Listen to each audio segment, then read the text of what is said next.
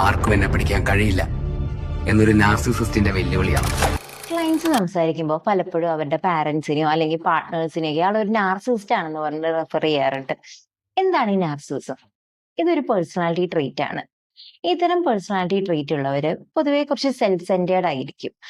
അവർക്ക് തന്നെ ഒരുപാട് ഇമ്പോർട്ടൻസ് കൊടുക്കും. അതോടൊപ്പം തന്നെ മറ്റുള്ളവരുടെ ഫീലിങ്സിനെ പലപ്പോഴും അവഗണിക്കും. അല്ലെങ്കിൽ എമ്പതി ഒക്കെ പലപ്പോഴും കുറവായിട്ട് കാണാറുണ്ട്. റിലേഷൻഷിപ്പിന്റെ കാര്യം എടുക്കുകയാണെങ്കിൽ തന്നെ അതിൽ കുറച്ച് സുപ്പീരിയർ ആയിട്ട് നിൽക്കുന്ന, അപ്പൊ അവരുടെ നീഡ്സ് മീറ്റ് ചെയ്യാൻ വേണ്ടി മറ്റുള്ളവരെ പലപ്പോഴും മാനിപ്പുലേറ്റ് ചെയ്യുന്ന രീതിയൊക്കെ കാണാറുണ്ട്.